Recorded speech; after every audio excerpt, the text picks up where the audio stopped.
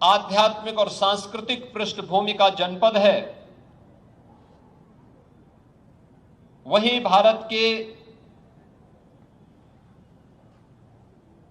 वैदिक साहित्य को वैश्विक मानचित्र पर प्रस्तुत करने का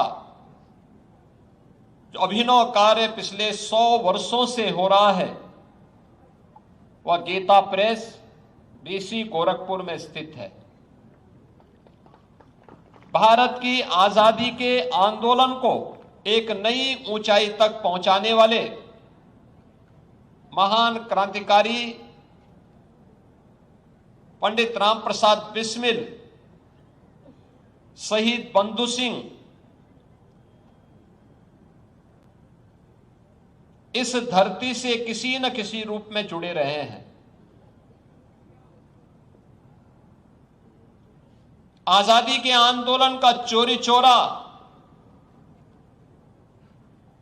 कि वह घटना जिसने विदेशी हुकूमत की चूलों को हिलाने का काम किया था, उसका संबंध भी इसी जनपद से है। हिंदी साहित्य के महान उपन्यासकार मुंशी प्रेमचंद की कर्मस्थली रही है। ऐसे अनेक विभूतियों से संबंध रखने वाली इस पावन धरा पर दीनदयाल उपाध्याय गोरखपुर विश्वविद्यालय उत्तर प्रदेश के उच्चतम से उच्च शिक्षा के एक महत्वपूर्ण केंद्र के रूप में पूर्वी उत्तर प्रदेश के छात्र छात्राओं के लिए एक महत्वपूर्ण केंद्र है। और इस महत्वपूर्ण केंद्र में आज देश के पूर्वी जोन के 14 राज्यों की 31 टीमें इस बास्केटबॉल प्रतियोगिता के साथ इस आयोजन का हिस्सा बनने के लिए यहां पर उपस्थित हुए हैं। जिन राज्यों के द्वारा प्रतिभाग किया जा रहा है उनमें बिहार, छत्तीसगढ़, मणिपुर, त्रिपुरा, नागालैंड, मिजोरम, सिक्किम, पश्चिमी बंगाल, उड़ीसा, झारखंड, असम, मेघालय, अरुणाचल प्रदेश के साथ ही उत्तर प्रदेश की टीम भी इस आयोजन का हिस्सा बनी है। यह आयोजन अपने आप में इन 5 दिनों तक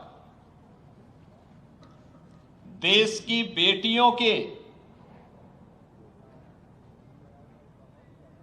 उस उमंग और उत्साह के साथ ही जीवन के प्रत्येक क्षेत्र में बेटियां भी बेहतरीन प्रदर्शन कर सकती हैं, यह देखने का अवसर पूर्वी उत्तर प्रदेश के नागरिकों को और विश्वविद्यालय के छात्रों को प्राप्त होगा। क्योंकि इन 5 दिनों के अंदर जो अलग अलग लीग मैचेज होने हैं, मैं भी यहां पर परिचय देख रहा था। जब मैंने यहां पर अभी प्रातःकालीन सत्र में उद्घाटन सत्र के दौरान यहां पे दीनदयाल उपाध्याय गोरखपुर विश्वविद्यालय और शहीद नंद कुमार पटेल विश्वविद्यालय रायगढ़ की टीम का मैं परिचय ले रहा था, एकदम उत्साह से भरपूर, आत्मविश्वास से भरपूर ये दोनों टीमें अपने बेहतरीन खेल का परिचय देने के लिए यहां पर उतावला दिखाई दे रही हैं। और मुझे लगता है कि जब हम खेल की बात करते हैं तो आपने पिछले 11 वर्ष के अंदर देश के अंदर एक नई खेल संस्कृति को जन्म लेते हुए देखा है। याद करिए 2014 के पहले खेल और खेलकूद की प्रतियोगिता इस सरकार के एजेंडे का हिस्सा नहीं हुआ करता था। लोग ये मानते थे कि यह कोई प्रायोरिटी सेक्टर नहीं है, अक्सर इसकी उपेक्षा होती थी। इंटरनेशनल स्टैंडर्ड के इंफ्रास्ट्रक्चर न होने के नाते हमारे प्रतिभाशाली खिलाड़ी या तो पलायन करता था या कुंठित होकर के वह हताश और निराश बैठा रहता था। लेकिन अब देश के अंदर 2014 के बाद जिस प्रकार की एक नई खेल संस्कृति प्रधानमंत्री मोदी जी ने विकसित की है, आज वह देखते हुए बनती है। याद करिए जब उन्होंने देशवासियों को खेलो इंडिया खेलों के माध्यम से जोड़ने का आह्वान किया था, फिट इंडिया मूवमेंट के माध्यम से, एक स्वस्थ शरीर के माध्यम से कैसे हम सशक्त राष्ट्र के निर्माण की आधारशिला तैयार कर सकते हैं, इसकी प्रेरणा दी। सांसद खेलकूद प्रतियोगिता के माध्यम से गांव गांव तक इन खेलकूद की प्रतियोगिताओं को हम आगे बढ़ाएं, इसके लिए उन्होंने प्रेरित किया। और अब तो जीवन के एक महत्वपूर्ण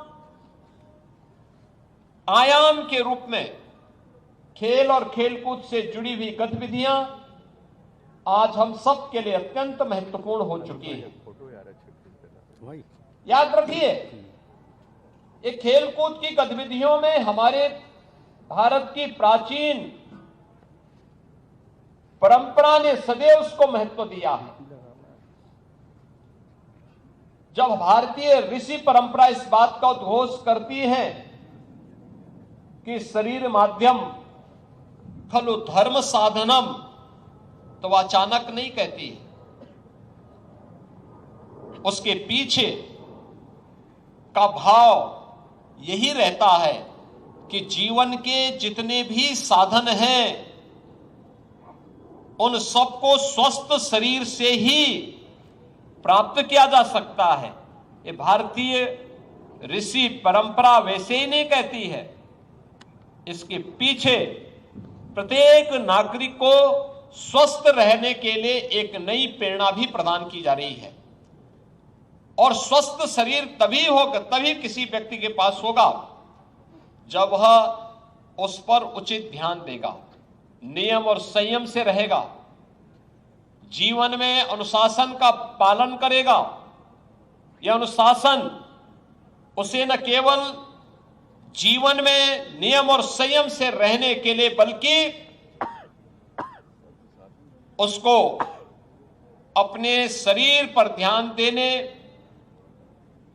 और उसके माध्यम से, स्वस्थ शरीर के माध्यम से अपने समाज को भी और राष्ट्र को भी सशक्त बनाने की एक दृढ़ इच्छा की शक्ति के साथ कार्य करने के लिए उसे प्रेरित करती है। आज खेलकूद को तमाम परिवारों ने अपने जीवन का हिस्सा बनाया है और मैं देखता हूं देश के अंदर कई राज्यों में अभिभावक बेटा और बेटी के बीच में भेदभाव नहीं करता,